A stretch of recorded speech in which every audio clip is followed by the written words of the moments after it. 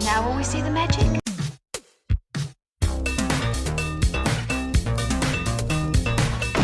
All right, where's Murray?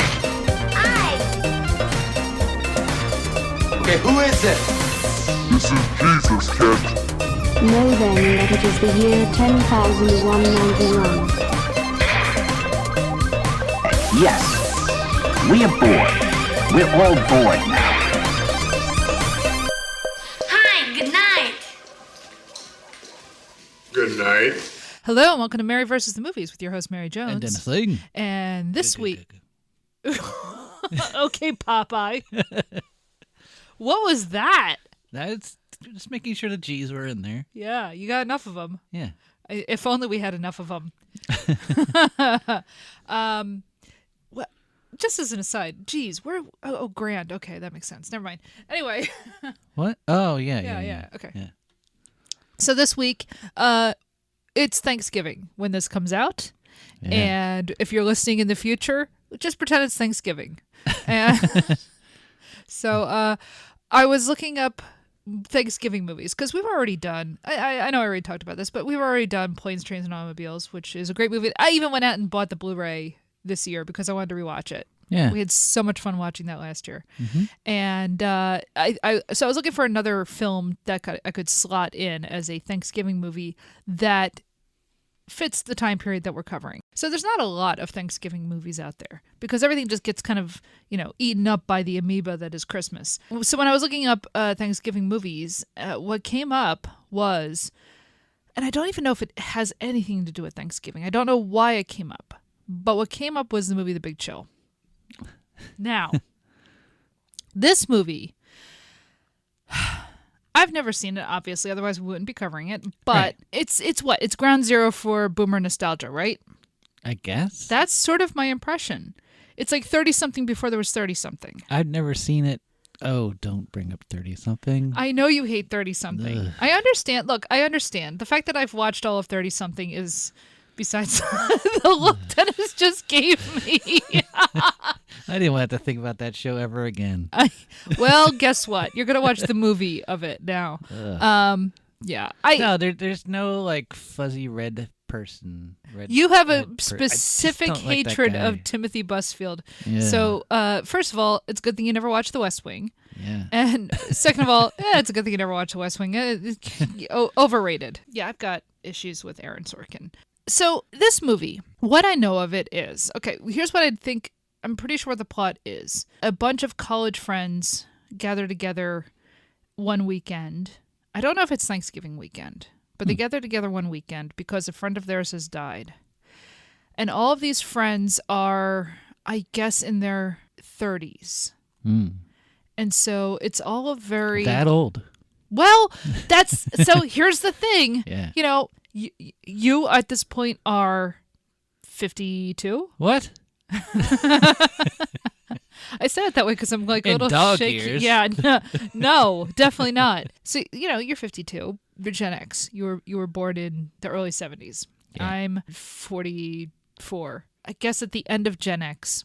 Or generationally, like there are things that are very much of your time that really are not my time at all, and that's part of what this show is about. That we Marine Boy. I have no idea what Marine Boy is. I've never seen Marine Boy, but that's Missing out. No, I'm not. And that's what I'm going for is, Oxygen gum. supposedly I'm Gen X, but I'm like at that cusp between X and millennial, so that when you get into generations are a fake idea anyway. Even though we're considered part of the same generation, you have different cultural experiences than I do, right? Like the first president I remember is Reagan. Things like the fall of the Soviet Union and whatnot. You have a completely different cultural, memory than I do. This movie is in part, oh my gosh, we went through the 60s and now we're in our 30s. Pete Townsend wrote, I hope I die before I get old. And here we are getting old. Now, you and I look back and go, 30's not old. But at the same time, having gone through my 30s 10 years ago or whatever, I understand that feeling of, wow, I'm not a kid anymore. I'm married or have kids or whatever. You and I had a house and lived in the suburbs and all that crap. You are divorced from a certain, youthful quality. Like, and some people never actually leave that. You can get to like queer culture and stuff like that, where like it's a whole other experience. But I think there is something to the idea of, oh wow, I'm not 22 anymore, I'm not 18 anymore, and my life is very different from when I was young, and things were more carefree, and I didn't have friends, I don't know, dying. So on the one hand, like, I think there is something, I don't want to say universal about this movie, or about, yes, it appealed to boomers at the time, but I think there is something to that sort of, oh wow, yeah, I've left my youth behind, and I'm not old like my parents yet, but I'm in this weird other in-between stage, right?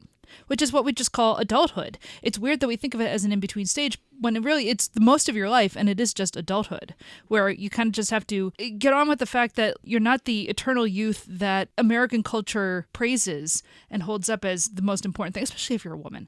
We are our parents, not necessarily as the old people that we know right now, but as they were when we were children, okay? So there's that on the one hand.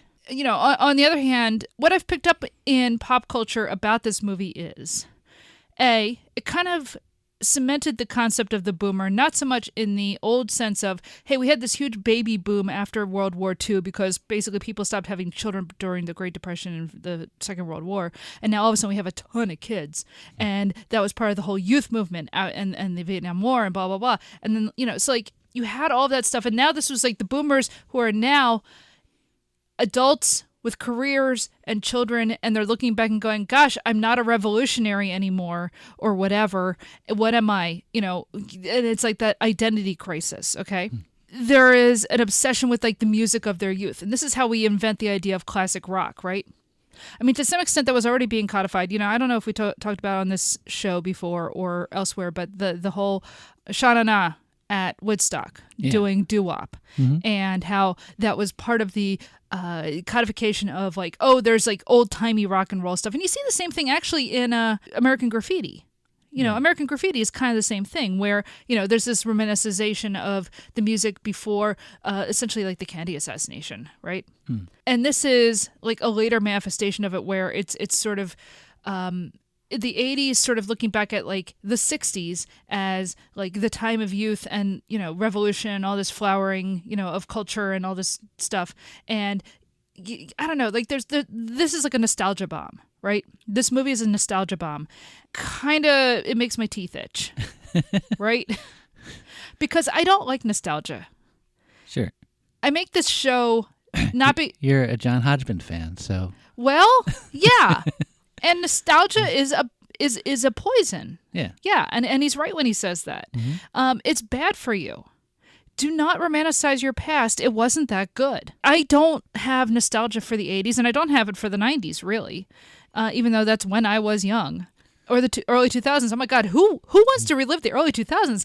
I mean, we're kind of doing that right now with a lot of geopolitical nonsense, but no, it's horrible. No, it sucked. My youth was terrible. So is the Dazed Confused crowd, is that like early Gen Xers? That's late boomers into see, that's where you're getting into where fuzzy. The fuzziness of generations and how it is kind of a fake thing. Because technically all those people are boomers, but they obviously don't have the same cultural context as people 10 years older than them. Right. Like they're not marching against Vietnam. They're they're not, freedom riders or any of that stuff. But also they're like post Beatles. Yeah. It's like the first post-Beatles They're generation. born after the Beatles, even. Yeah. Yes, exactly. So, the idea of what is a boomer and what is Gen X and what is a millennial, it's all fake.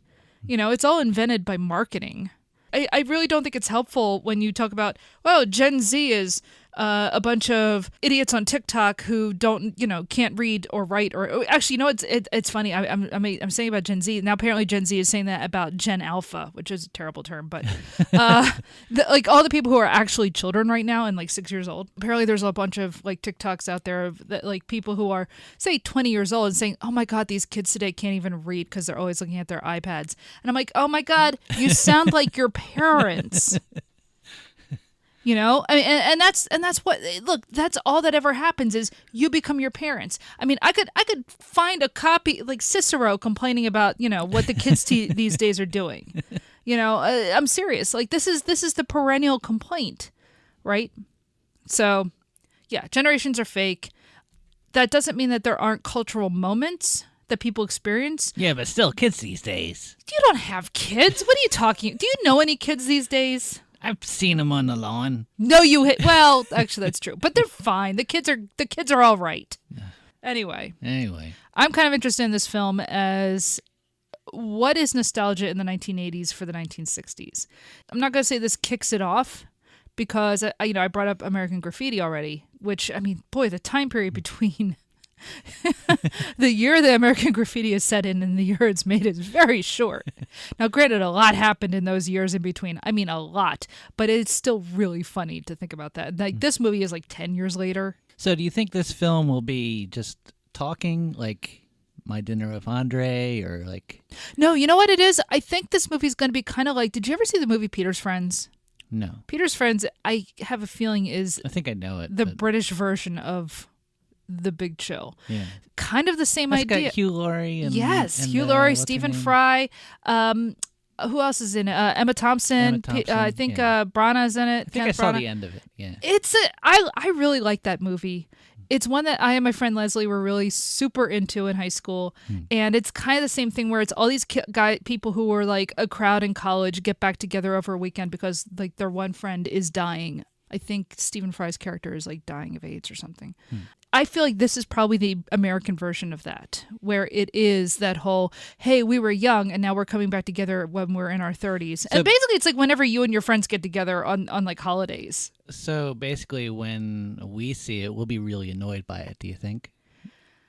I think I'm a little bit more forgiving than you are. Yeah, that's true. Maybe because of our age difference. Yeah. I roll my eyes a little bit. But I'm not as angry at the boomers for their self-congratulatory, wasn't our time period great, because I don't think I lived through it in real time as much as you did. Because, you came up when it was all about classic rock, the Freedom Rock compilation came out, 30-something was on television. You have movies like Good Morning Vietnam. 30-something was not a big deal. No, it was on television. It was on television, but nobody watched it. That's not true. That's not true. Why? It was not a defining moment of the 80s. Every season is on DVD, unlike Murphy Brown. What does that tell you? 30-something. Look, I'm not saying it's a great show. It's no Wonder Years. But no, here's the thing. Wonder Years is great. Yeah. But the Wonder Years is the same time period. Came out around the same time, and it's the same exercise in nostalgia. Yeah. But from, I'm doing it through the eyes of a kid. Now, I love the Wonder Years. I grew up watching the Wonder Years, but and it's kind of the same thing of, weren't the 60s fascinating? And the thing is, what bothers me is they were. It wasn't like, dude, it's a very important time in American history. A lot happened, and the cultural output is really good. And that's what's infuriating is like, yeah, I hate listening to boomers talk about how great everything was, but the problem is a lot of it was really good. Bob Dylan, man. Sorry, it hurts, but yes. He's pretty good. Yeah. I just feel like, I don't know, it seems like all nostalgia just picks and chooses what the show. Of and course. It's a little frustrating, like when the closer you are to it, like the more you're like, well, it wasn't just that. But Dennis, that's the way it always is. No, it's not. Really? Can you tell me of a time when people are not like, oh, actually that time period really sucked? I don't know, maybe the Great Depression. But even then, like you watch the Waltons, and it's kind of an exercise in nostalgia, right? And the Waltons isn't. No. Shut up. You're mean. I am. I'm sorry. So just how mad are you? How mad are you at me for picking this movie? I'm not mad. I don't know. I don't know what to make of this film. Like as a kid, I remember I avoided it like the plague. Well, my God, of course you would. Why would you ever want to watch this when you were young? Nobody under like 35 should be watching this movie. Yeah. So the movies that I studiously avoided, and I guess I'll have to watch at some point. So this, and so like that's one quest of mine done. Yeah. And next was Kramer versus Kramer. Oh yeah, at some point we're gonna tackle that one because that was the number one movie when I was born, and that just sounds rough. And Ordinary People. Like those three were man. like the adult, like the adult Tiamat, or the Cerberus of Should we? God Almighty! Tiamat we need 2 more heads. I'm sure I can come up with 2 more movies that you studiously avoided when you were a teenager, with good reason. They're not for teenagers. No, wait. Oh, okay.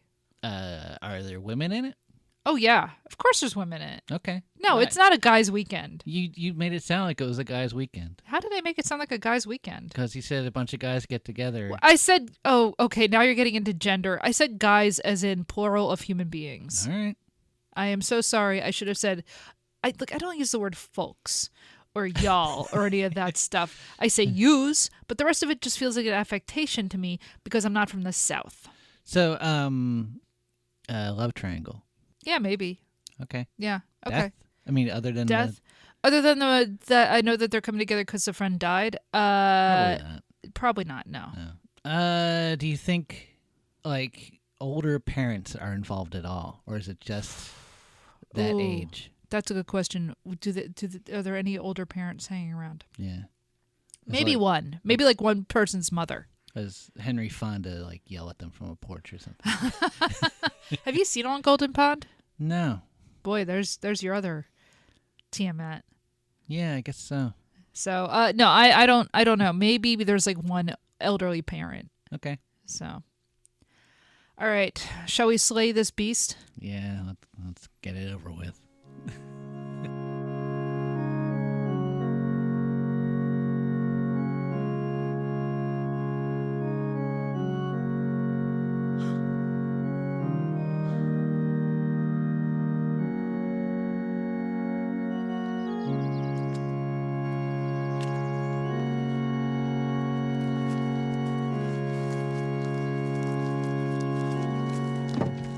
I hate to cede anything to the boomers, and yet I kind of have to here. Yeah. As we were watching this, I thought to myself, yeah, there is a massive difference from the 1960s to the 1980s. Yeah. In a way that there is not from when I was, say, in college, the late 90s into the 2000s, early 2000s, to now, right? Or even, 5 years ago, right? Because that's kind of the same time span, right? If I had met up with a bunch of college friends in 2016, 2017, it would not have had... Well, it's funny I'm saying this, and I'm like, well, actually, 2016, 2017, yeah, there were massive differences from two, but at the same time, we're there because, it's the same sort of like monstrous, American policy. But anyway, my point being, there is a huge difference from the 1960s to the 1980s, musically, politically, just culture in general. And this film is about that. And I hate to say it, but in this case, the boomers are right.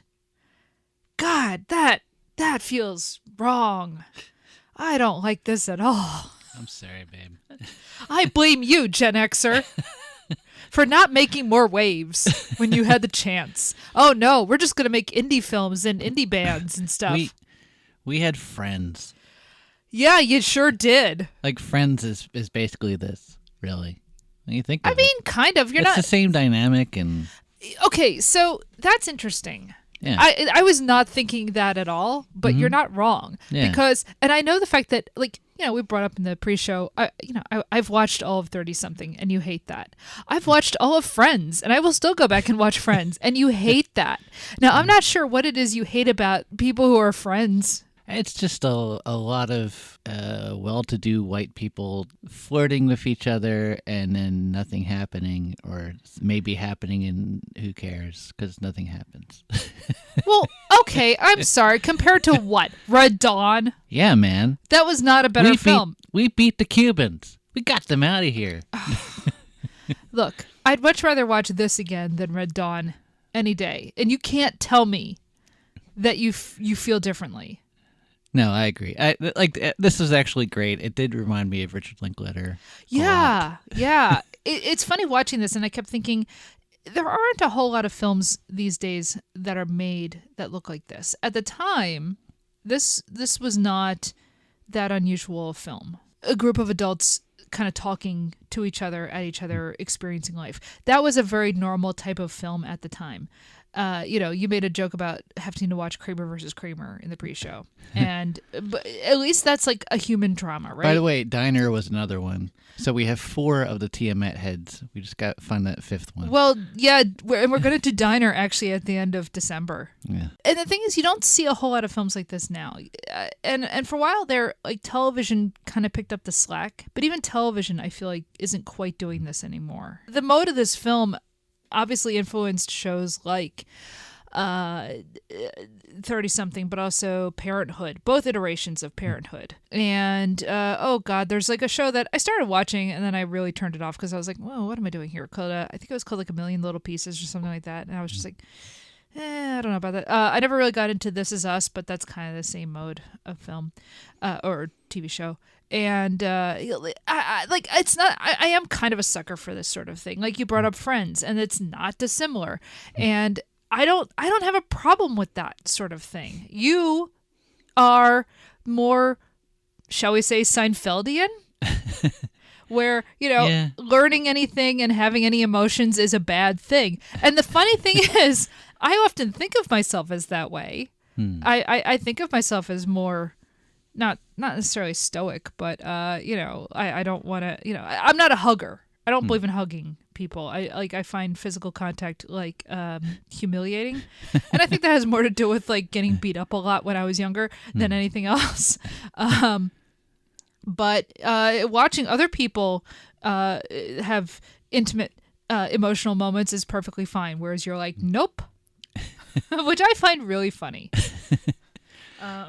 But so I actually liked this movie. It's more there's certain character types like Kevin Cline in this and like Ross in Friends that just turn me off. Yeah, nobody likes Ross. Yeah, I think that's true. So this movie never says it's a Thanksgiving movie. And I know that there was a cut scene. There's a ton of cut scenes apparently where they have a Thanksgiving dinner. Like I guess back when they are in college.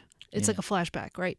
So this film never says anything about that, but it feels autumnal. Yeah. Yeah. You can see people's breath when they're outside.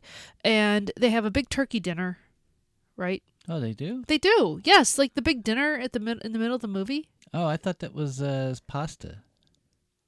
Dude, that was a turkey. What are you talking about? He was cooking noodles the whole time. There's a Sam. big turkey. I guess I forgot that. Yeah. And I blocked it out. Yeah, because you don't like turkey. It's okay, I guess. You are not. What kind of American are you? Anyway, I like pizza. Oh God, yeah, we know you like pizza, hon. Oh, thanks. So they eat a turkey dinner. Yeah, and it's all these people like coming together, and they also play like football. Yep. So even though they never say Thanksgiving, they never say it's around Thanksgiving, they never say anything like that. It feels like Thanksgiving, right? Yeah. That whole we're going back to seeing people that, we knew when we were young thing. So, yeah, even though the people mixing and not mixing and yeah, exactly. Yeah. It's got that feel of I come back to my hometown for Thanksgiving type thing. So even though nothing says Thanksgiving, and whatever Thanksgiving scene there was cut. Like we could just make this a Thanksgiving movie, right? Yeah, I guess. There aren't a whole lot of Thanksgiving movies out there. No. There's Planes, Trains, Automobiles. Yeah, which is good. Miracle on 34th Street. Miracle on 34th Street starts on Thanksgiving. Yeah. The end? No, there are. I think Hannah, her sisters, has Thanksgiving in it. Okay. It's not really one that, which is weird because it's not like an unpopular holiday. It's like it's not like there aren't a whole bunch of Easter movies out there, right? Nobody. There's like one Easter Parade. Oh, okay. And like every Jesus movie. But like other than that, there aren't exactly a whole lot of Easter movies out there, right? There's a million Christmas movies, and there are movies that are summer based, but there's really not a whole lot of, and like God knows Halloween, but there's not a lot of. Groundhog's Day? Yeah, there is one Groundhog's Day movie. And I love that movie. Yeah. But Thanksgiving, there's not a lot of Thanksgiving Day movies. No. And so like this has got to suffice because I'm not going to see that Eli Roth one. So yeah, Kevin Cline in this, I am still turning over in my head how I feel about him. Because on the one hand, he is not the villain. He's not a villain, but he occasionally steps into the role of the villain. Yes, he does. But that's the whole thing with this movie is that everybody kind of switches roles throughout the film. Yeah. So there's like this. If there's any unifying thing in this movie, it's sneakers. Like there's this one scene where like there's it's the 80s. There was this whole health craze. There's running. There's like Jane Fonda's workout. True. And that kind of thing. Yeah. And so. What's her name? Meg Tilly. She's like always exercising this thing. True. And Kevin Cline is a runner. Yeah. And there's it seems like each day he's running with different people or something. It's like kind of a part of the routine of the film. And then he buys sneakers for everyone. First he recommends it to Nick, and then everyone gets their own sneakers. Well, it's not even like that he buys them. I mean, his whole thing is that he retails sneakers, so he can just right. yeah. I forgot about that. No, but I mean, it's still coming out of his pocket, I assume. You know, so his way of showing any sort of love or camaraderie for these people is to buy them a bunch of running shoes, which is kind of strange. I think you need to have these shoes. You should be running like I run. It's like, well, and I'm saying this as somebody who does run, and I ran the Broad Street Run last year, and I guess that was this year. It's been a long year. You don't just assume that you know best for people. But it feels like a very 80s thing. Yeah. A very successful 80s thing where like I'm the voice of reason because I have the most money. And I know we're supposed to think that William Hurt is the loser, but I like him most of all. do you think so? I feel like we're supposed to start off thinking that he is a complete mess of a person. And he is a mess of a person, but I gotta be honest, I like people who are messes. I mean, this is my own personal weakness. Yeah. Score. Yeah. Well, we have been together for a long time. But you don't have the crippling drug addiction that he does. It's true. Although you did drink all of the beer in the house. Where is all of the beer? There's tons of beer left. There is not. Anyway, yeah. So Kevin Cline in this, I don't know how to feel because on the one hand, he is a betrayal of everything that they were supposed to stand for, but he is so kind of lackadaisical as a person in this. And B, man, this bothers me a lot, but kind of hot. Yeah. Yeah, which is like a weird place to be when I'm watching Kevin Cline. Here's the thing. I really like Kevin Cline as a performer. I always have. From the first time I saw A Fish Called Wanda, and I thought he was the funniest thing I've ever seen.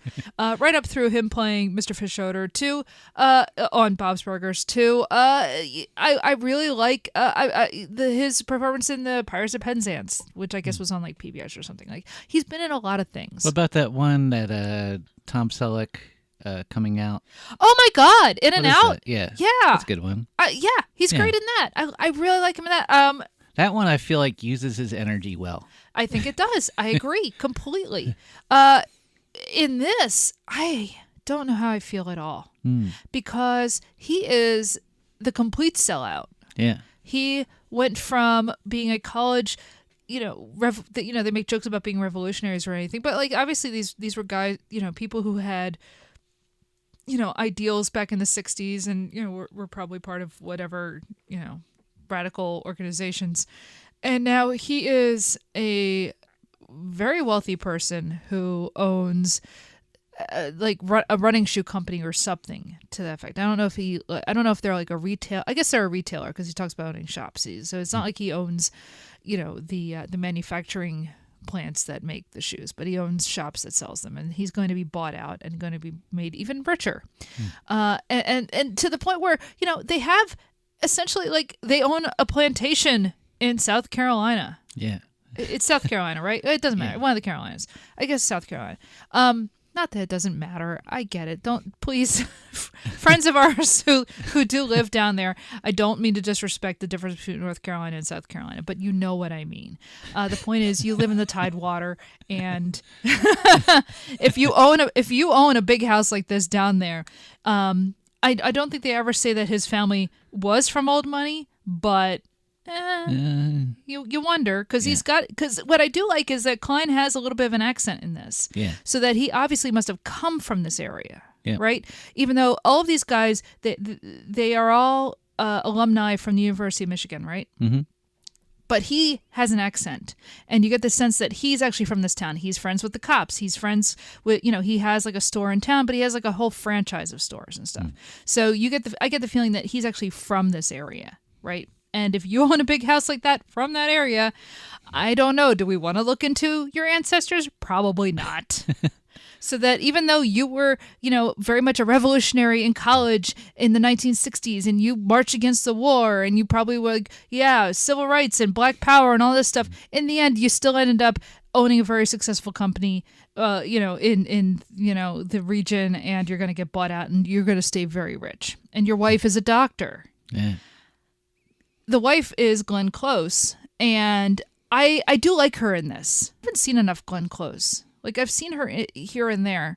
And, of course, we saw her in... World According to Garp. The World According to Garp, which you kept thinking about while you were watching this, apparently. Yeah, to me, it has the exact same vibe. And I don't know why. Like, it has... You know what? It has that whole 80s novel vibe. That kind of wacky... Oh, that's adults. Interesting. Yeah. It's surprising that it's not set in New England. Obviously, Glenn Close in Garp, she played the mother.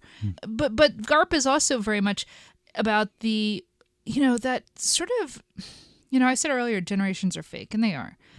Because I think there is a divide between, we'll talk about boomers, but, that's a really long span of time. And honestly, people who are born from, like, say, 1940 to 1950 have more in common than people who are born from, like, 1945 to 1965, right? Because, like, 1964, 65 is, like, the cutoff of the boomers.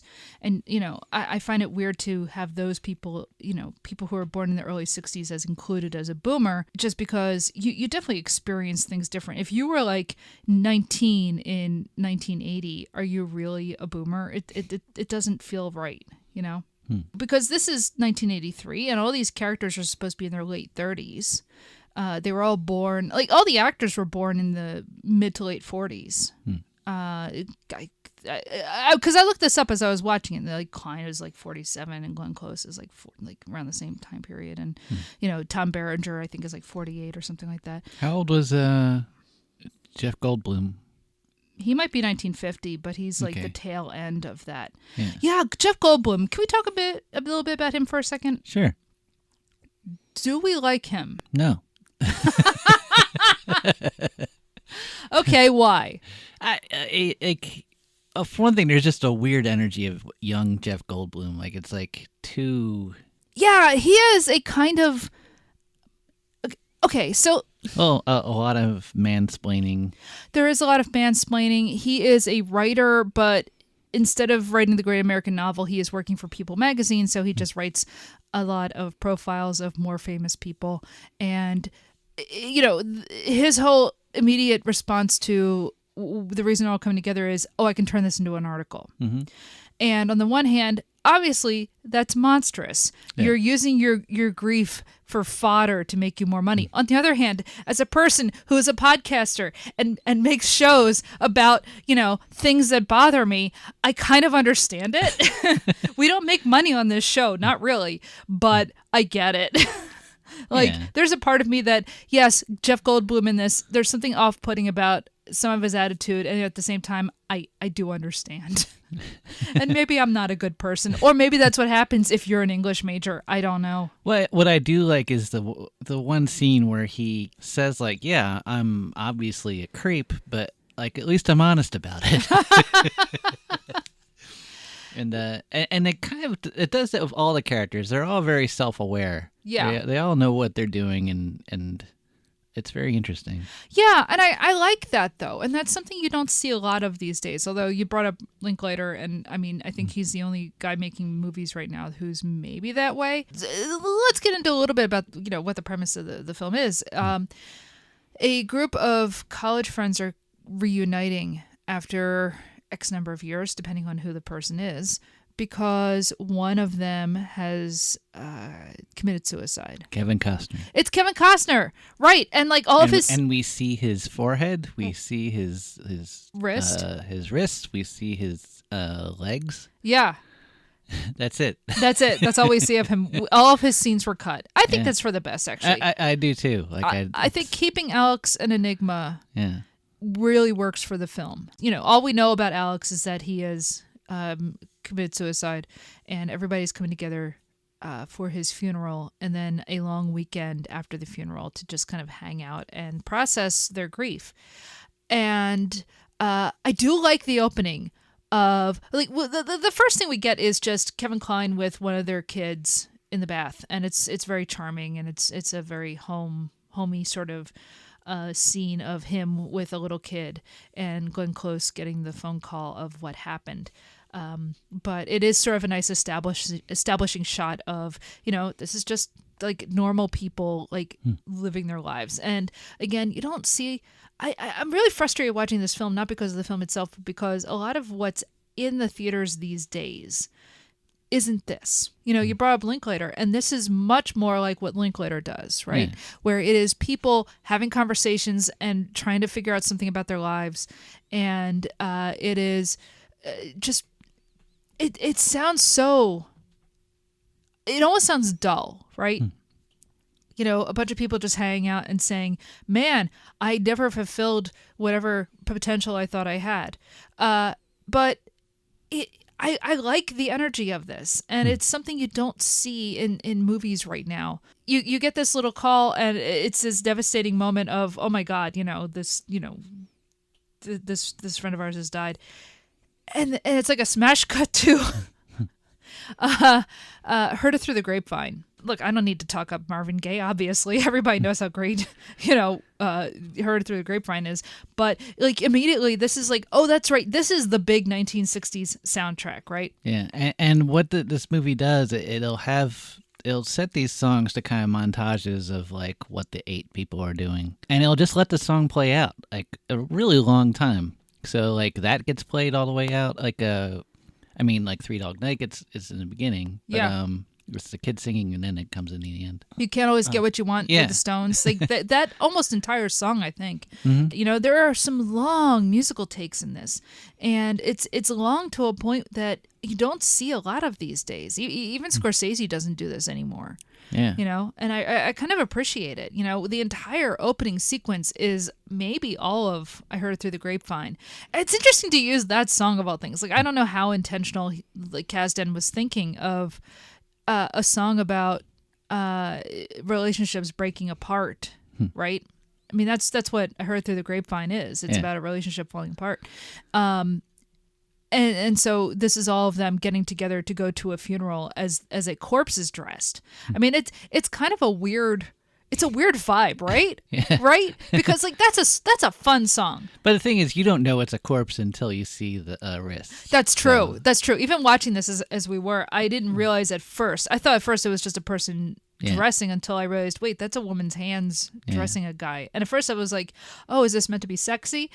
No, it is not, because at one point you see his wrists and there are stitches. Yeah. And so then, right away we're in this funeral. And I kind of find that interesting that, instead of, so often a film will lead up to a funeral, and this is just like, let's just get that out of the way. Yeah. Right? Because we're never going to know Alex. So we talked about, like, will there be an older person?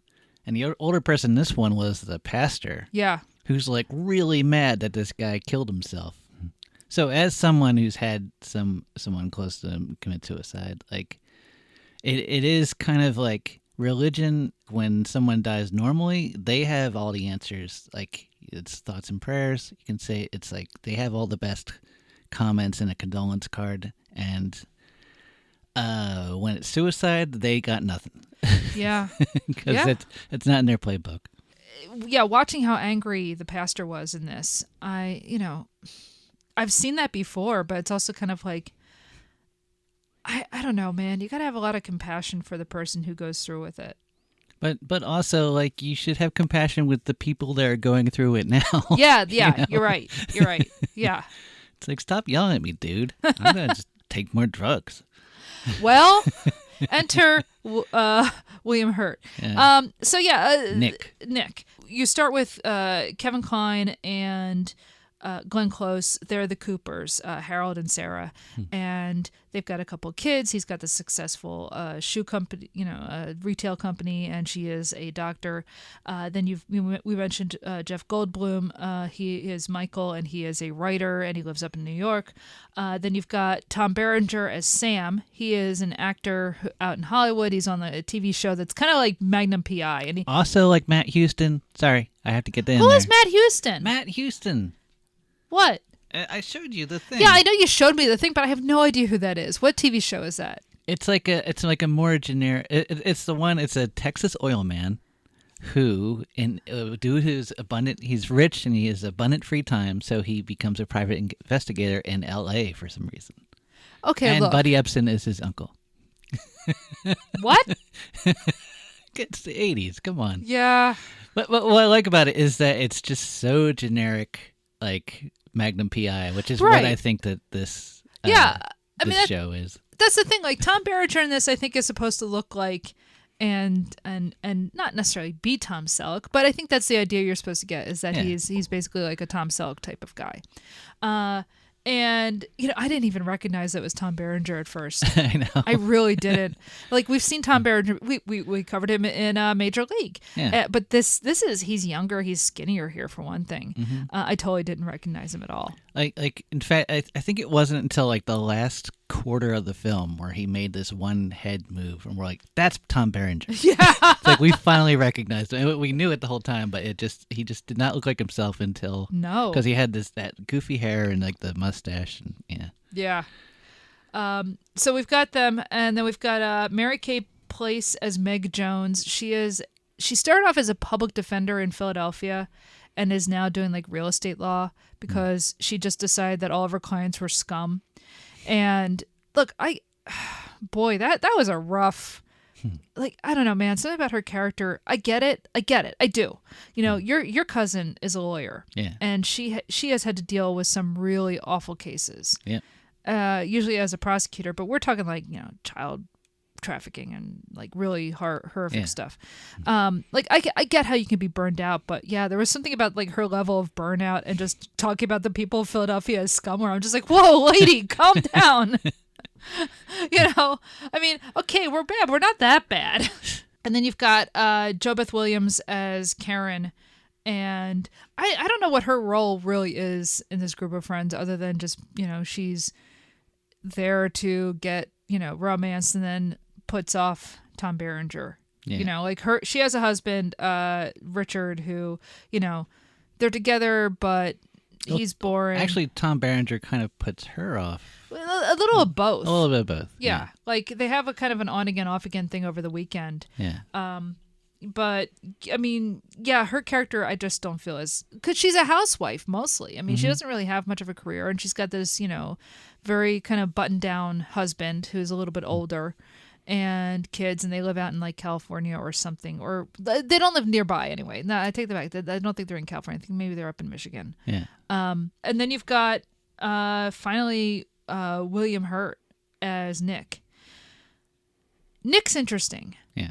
And Nick, oh my God, I just realized what Nick is. What?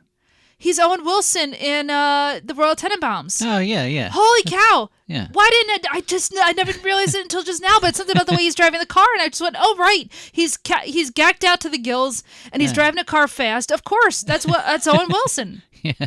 I find Eli Cash one of the most fascinating characters because he's a guy who was always a little bit on the outside. All he wanted to do was be one of the Tenenbaums, and he couldn't do it. And so he tried romancing Gwyneth Paltrow. He tried, getting in with Richie. He's always on the outs, and he's on a lot of drugs.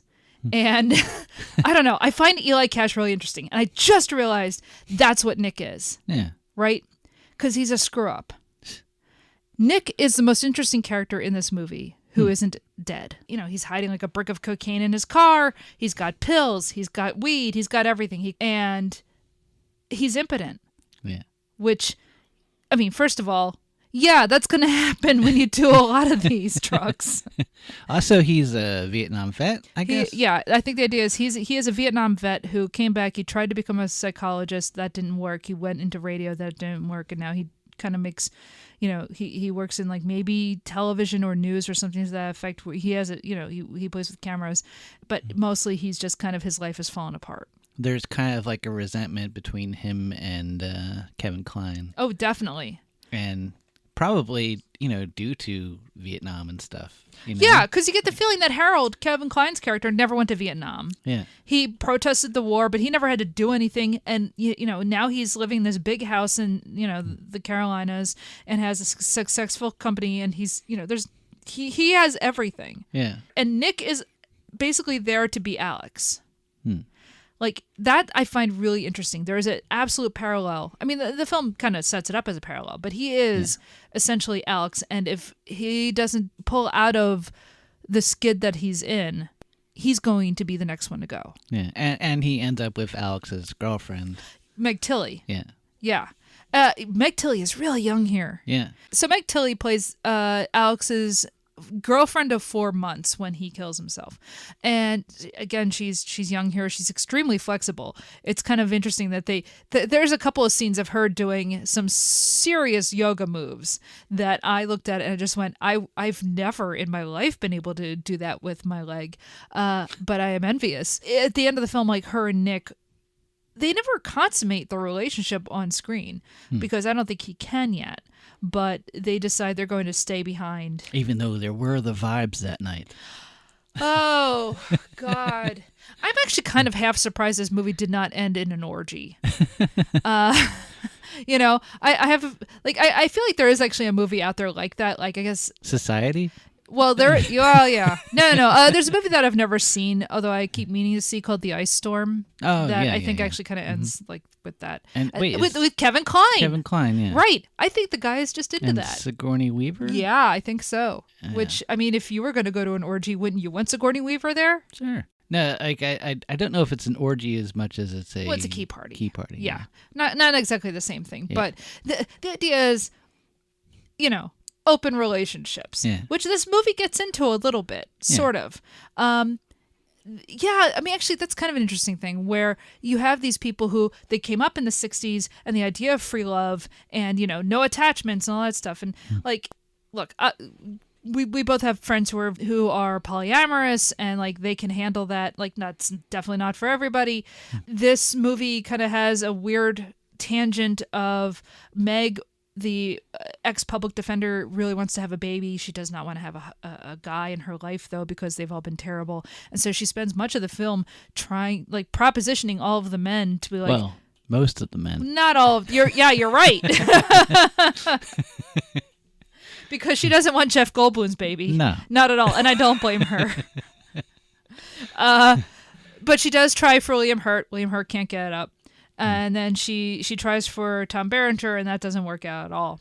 And so Glenn Close is just like, well, why aren't you taking my husband?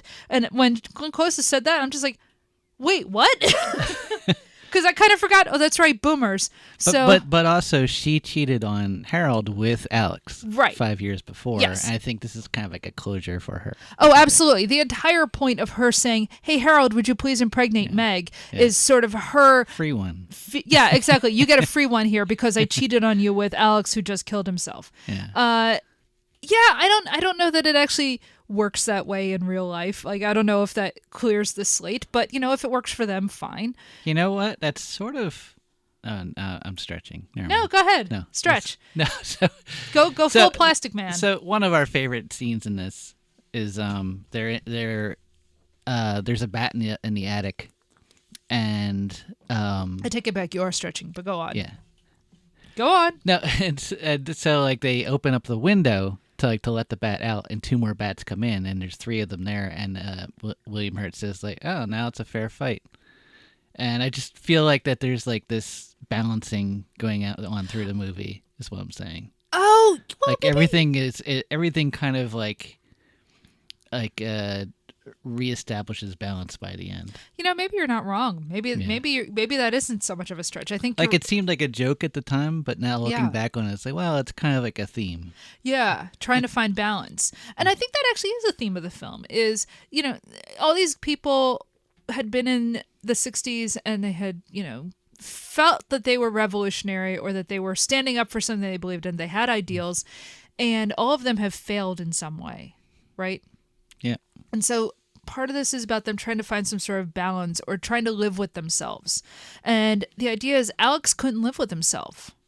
We get the we get the information that he started off like he went in a graduate program and he dropped out, and then he started doing some kind of social work. He was a social worker for a while, and then he dropped out, and he became like a manual laborer for a while, and then dropped out, and then that's when he kills himself.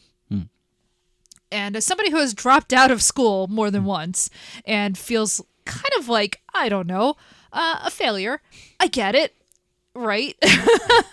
I'm not saying I'm going to, put an end to things, but I understand the impulse of, oh my God, I had all these ideals and I've completely failed at all of them, and I've not like done anything with my life that I was supposed to, and why did my parents send me to college? I understand where that comes from, right? And everybody else in this film is trying to make themselves not feel that, because some of them are very successful people on a material level, but are they successful on this other scale? Did they live up to their ideals? And honestly, none of them did, right? I'm saying that. I don't know. I mean, Glenn Close's character becomes a doctor. Like, that's great, right? Yeah. I mean, being a doctor is a good thing. But you still get the sense of, but then she goes and has this affair, right? Yeah. And so she fails in her marriage to some extent. There's jokes about Kevin Cline, That's putting that's like putting a value, or like this whole like pass fail thing. Like they're just living lives and making mistakes, and that's what they do. Well, but don't you ever feel like, oh, I failed? Like, didn't you ever feel like I was supposed to do these things with my life and I never did them? I had that in my 40s. Well, I'm 44. I know. And you'll get over I'm it. watching this movie and I'm like, oh, that's me. I'm the failure. I get this. I need to go and spend a weekend at a swamp like these characters. I'm just saying that you can succeed, you can fail, and still feel the same. And it's like, like, why keep score? Why keep score? Yeah. As they say in The Wire, this is America. Yeah, and I know, and that's the problem. It's like it's always like this big, scorecard all the time, and it's like, yeah, who cares about your credit score? You didn't drop out of grad school twice. I did. That's you tried to go to grad school. That's cool. No, it's not. I haven't done anything with my life that I was supposed to do. Oh, I'm just saying, don't be too hard on yourself. No, I need to be harder on myself. If I'm really hard on myself, I'll finally break through and become a huge success, and everyone will love me. Everyone will love you anyway. No, they won't. Everybody hates me. Oh. It's true. I'm a complete failure of a person. It's not everyone, of course. Just 99%. It's all right. But no, so like, I don't know. Maybe it's because of the age I'm at. And granted, I'm a little bit older than these characters, but I think as the decades have gone on, we've kind of extended childhood so that we've extended ennui into your 40s now. And so that's where I am. And I think part of it is also because we don't have children. And so, there's a sort of, I wonder sometimes if not having children and not, having a certain constant treadmill that you're on, keeping life going, allows a sense of failure to resurface and inadequacy and all of the rest of it. I don't know. But I felt this movie. And I was not expecting to actually feel this movie. And I don't know, man. I will say, what kind of won me over is that it didn't really hit me over the head with boomerism. It didn't feel like a boomer movie. That's interesting because it should. It should feel like, oh, you're getting smacked around with how boomer this is. But you know what actually feels more like that? Something like Good Morning Vietnam. Yeah.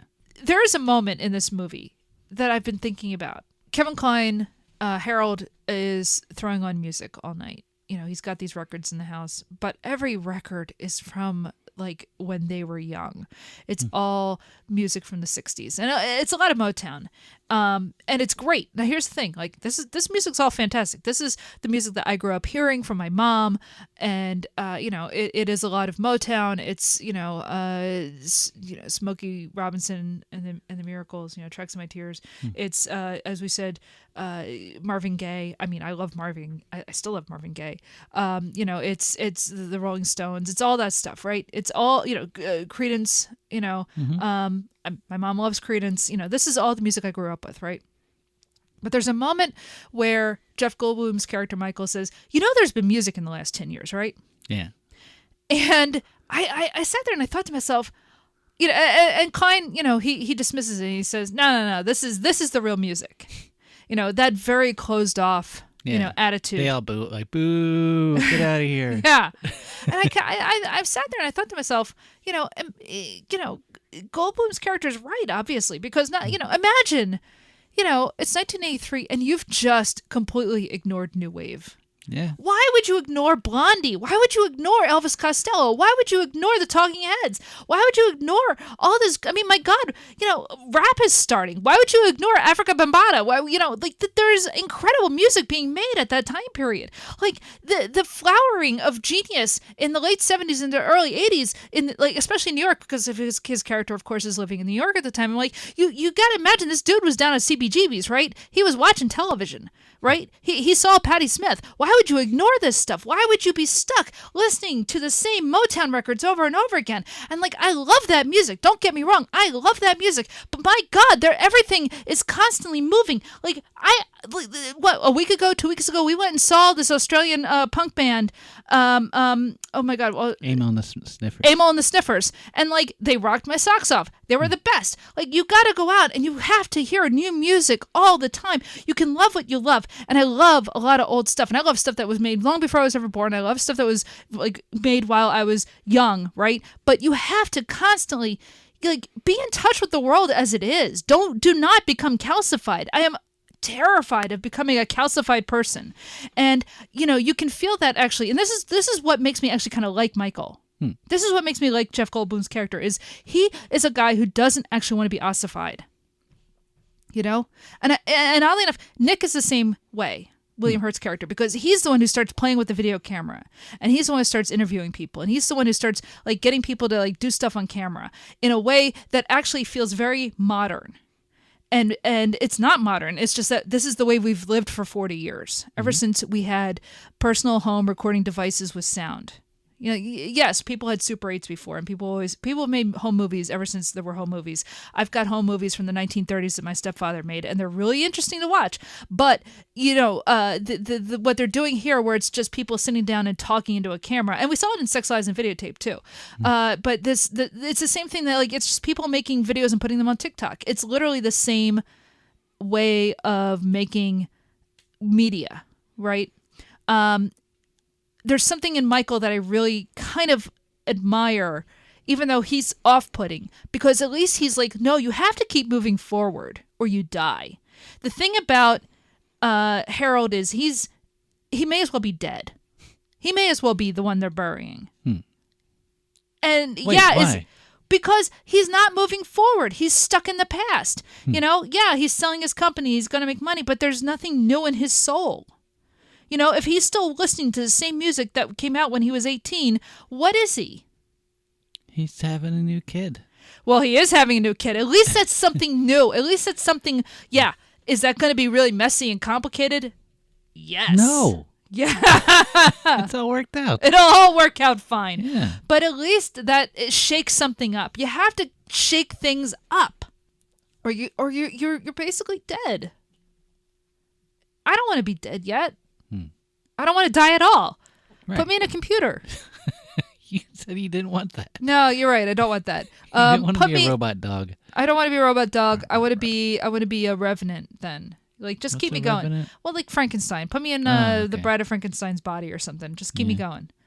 I don't want to die. So, also, I reserve the right to be mercurial. Okay. If I've decided that in this episode that I don't want to die and put me in a robot, then in this episode, that's true. And in the next episode, all right, this counts as a will. No. In the next episode, I will rescind that idea. No, but so Did you hear that, Doctor? wait, what? Sorry, it's on record now. Download. No. Beep, Okay. bop, beep.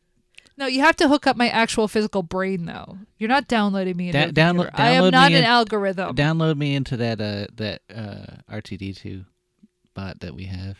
So Kevin Cline, his character reminds me of Garp. I wanted to like Garp in World According to Garp, and I just feel like it's like this boomer white guy who, you know, has a big house, has absolutely everything he's ever wanted, like everything, and it's like, it's so easy to make money and get a big house, and they just complain all the time. Yeah. It's like, ah. Yeah. I had a tangential thought watching this, and I said, like, I'm still in contact with a few people I went to college with, not a whole lot, but nobody I went to school with became doctors or lawyers, and as far as I know, nobody opened a business. You know, we all have kind of lousy service jobs, or we work, you know, data entry or slightly above at an office. You know, nobody in my life, whether it's high school or college or even after that, is a professional and a successful person, right? There's something weird watching this and just being like, these people all are living lives that I don't recognize. You know, as you said, Kevin Cline's character, like they have money. They have a lot of money. Do we know anybody who has money like that? No. Not well, okay. You've got a cousin who's a lawyer and you've got a cousin who's a doctor. Yeah. Your family is different from mine, to be fair. Your family, you married down. My grandparents died when I was really young, and so like my aunts and uncles all moved across the country. Yeah. And I think that just leaving where you're from changes your life trajectory. Oh, that's the problem. My family stayed in Philadelphia. Yeah, exactly. No, that's actually exactly true. what I'm saying. Yes. Like, I think when you just stay in a place, Especially if it's Philadelphia. like for one thing, you're used to how things work, and you're used to like a certain, you know, like you go to the same places, you do all the same things, and like it's you just don't become upwardly mobile. You just go sidewisely mobile. I can't say any of those words. Sidewisely mobile. Yes. Oh no. Oh no. That's what happened, isn't it? My family has stayed in. My family came to Pennsylvania in like the 1840s, and we never left. And this is as far as we're ever going to get. Oh, damn. Yeah. Well, my parents, they stayed in the area, and so like I'm still in my area and stuff. Yeah. And, But yeah. all the relatives who left became successful. Yeah, pretty much. Oh man. Even the ones that left and came back, like they still had left and like went on this kind of. That's true. Yeah. Yeah.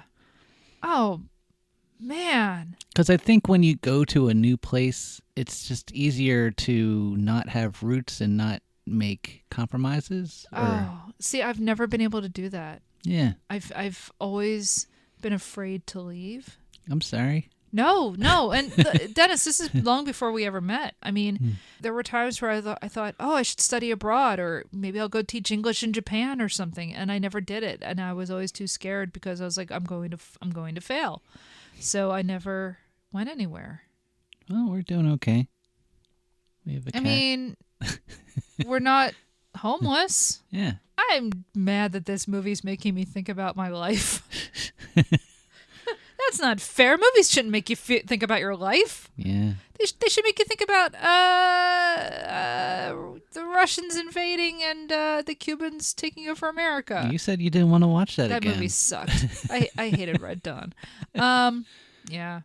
So yeah, this is a movie you should never watch until you've hit like 35. Yeah, like I'm so glad I avoided it because I would not have gotten it. I would have been probably annoyed. Do we want to talk about the soundtrack a little bit? This was a huge soundtrack, to the point where they made sequels to the soundtrack, not to the film, but to the soundtrack. And that's not something you see too often. Releasing a soundtrack like this, I feel like this was kind of a watershed moment of, we're using these old like hits from the 60s to capitalize on nostalgia, right? And after this, you had like the Good Morning Vietnam soundtrack and, other, eventually, oh God, what's that other one? Forrest Gump. Oh, God. I know. But like, this is the progenitor. And at least with this, I'll say this because, Good Morning Vietnam, and then it's set in the 60s. And Forrest Gump, I hate Forrest Gump, but, I really hate Forrest Gump. With this, the time period in question is short enough that, there is a definite, in fact, I remember, in the pre-show I brought up American Graffiti, and again, that's also using pop music, but I don't know if there was an American Graffiti soundtrack or not. Maybe there was. So maybe I'm wrong about all this, but I don't know if like a soundtrack came out from American Graffiti or not. But that one was sort of about radio too. It was about radio. That was like directly commenting on it, whereas this was like, like boomers reaching a certain age and looking back. Yes. Yeah. And it was like kind of it was definitely a generation defining soundtrack.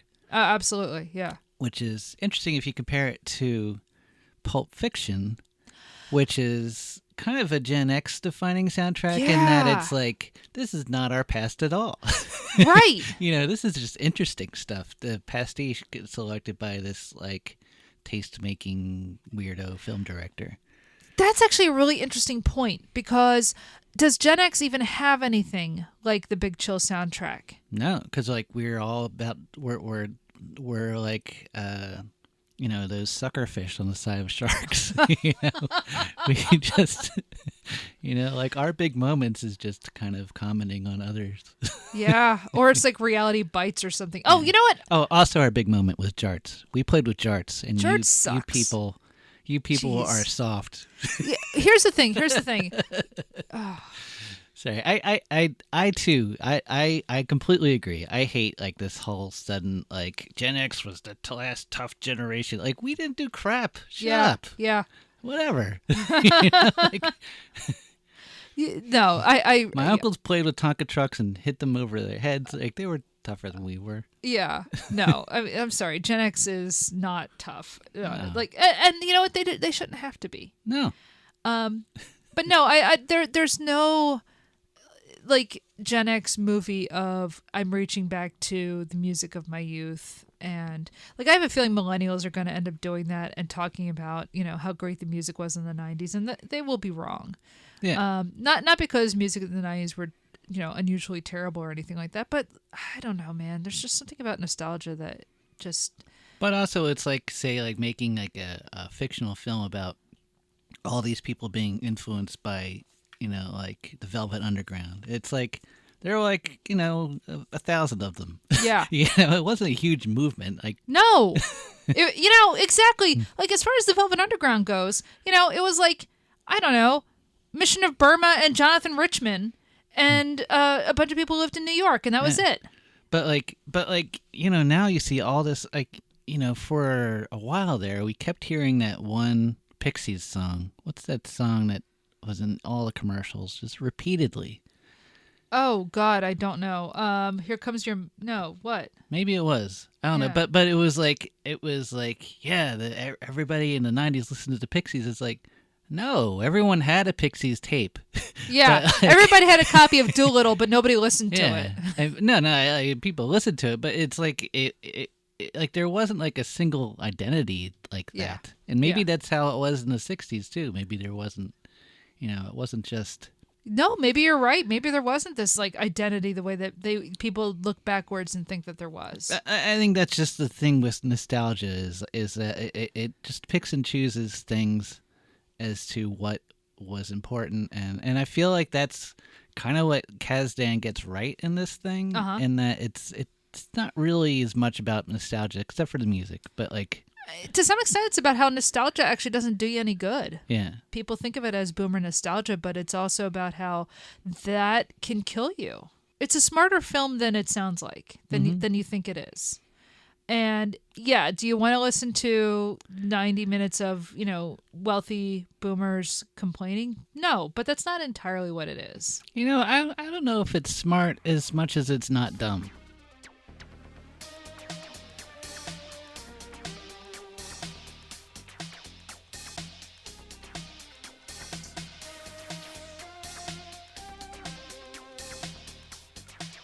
All right, so that was The Big Chill, starring Tom Berenger, Glenn Close, Jeff Goldblum, William Hurt, Kevin Cline, Mary Kay Place, Meg Tilly, JoBeth Williams, and let's see. Yeah, Don Galloway was Richard. The Boo. written and directed by Lawrence Kasdan, and Barbara Benedict also did some of the writing. So. You know what? He reminded me of that other lawyer in Better Call Saul. Oh, I know who you're talking about. Yes, yeah, the blonde guy. His name escapes me at the moment, but yeah. Yeah, total square. Kind of feel bad for that character, actually. Yeah. Well, yeah, a lot. I feel a little bad for Richard. Yeah, well, yeah. Actually, you should feel kind of bad for Richard. He didn't hurt anybody, and yet he's getting cucked. Yeah. All right, so you can follow us on social media. We are Mary vs. Movies on pretty much all of the big platforms, although we are Mary versus the Movies on Tumblr. So, yes, Twitter or X, whatever you're calling it, Blue Sky. Twitter? Well, whatever you want to call it. I just say Twitter. Yeah, I know. And but now I've lost my train of thought. Instagram, TikTok. We're on TikTok now, by the way. Dennis has made a few really cool animations, and he's going to put out some more, I think. Like clips from the show, and they are visually delightful. If I get some time. Yeah, I know. Yeah, we are in our busy period at work, so like if he gets to actually animate anything right now, I'll be surprised. But we do have a couple of animations out there. But yeah, all of the major platforms, we are Mary vs. Movies, except for Tumblr, where it's Mary versus the Movies. We are on all of the major platforms. We are on Apple Podcasts, where you can rate and review the show, and I would really appreciate it if you did review the show. We are on Spotify and Google Play, pretty much all of the anywhere that you want to get a podcast from, you can probably find us on there. Or you could always go to Libsyn and get our RSS feed and plug it into whatever your podcatcher of choice is. We also have a Patreon where you can help support the show, and for $3 a month you will also get access to our secondary show, Hollywood Avalon, where we review movies of an Arthurian bent. The most recent film was King Arthur from 2004, and I hate that movie, and so you get to listen to us scream and yell for like an hour and a half or whatever. But we've also reviewed good movies like Indiana Jones and the Last Crusade and The Kid Who Would Be King. We've done all sorts of movies. Our next feature will be 3 Bugs Bunny cartoons, actually. So if you want to hear us talk about Looney Tunes, sign up for patreon.com/MaryVSMovies. But also, you will be helping to support the show for $3 a month. You help to pay for things like the server and our Zoom account and all kinds of little things like that so that we can keep the show going. And we will start having guests, I think, in the new year through Zoom and whatnot. So, yeah, we would appreciate it if you... But obviously, you don't have to sign up. You are getting this podcast for free. And... Speaking of things for free, if you email us, you can also get access to our newsletter. If you join the Patreon, you get it automatically, but if you can't join the Patreon, you can always sign up for the newsletter. And so email us at maryvsmovies@gmail.com, and we will put you on the mailing list where we review things like the movie that we just watched. We review other movies that we've watched. Dennis reviews Pizza, and it's a good time. I think that wraps up the show. Oh, okay. Yeah. That's nice. That's good. Yeah. All right. So, until next time. Hey, don't knock morons.